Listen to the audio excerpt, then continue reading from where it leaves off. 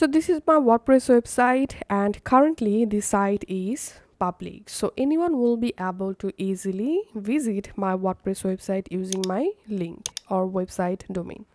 Now I will show you how to make a WordPress website private. Log into your WordPress admin dashboard, and now we have to install a plugin. So go to add new plugin page.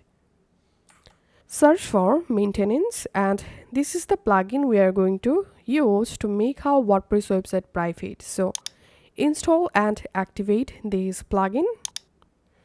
Once the plugin activated, in this left hand menu you see this maintenance option. Click on that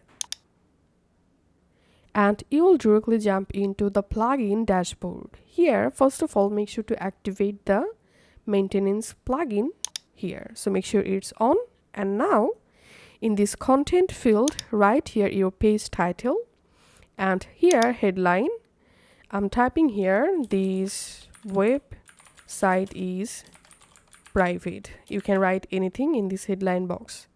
And in this description box, you can write a short description for your website. You can also change your copyright text for footer. And now let's click on save change. And after that, I'm going to copy my website name, and let's open my website from our incognito window. And that's it. Here we can see my WordPress website is now private.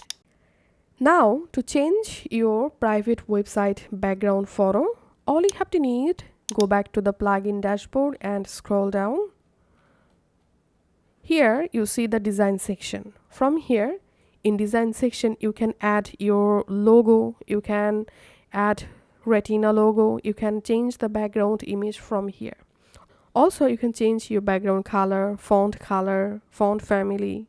So go ahead and design your WordPress website private page from here. Thanks for watching.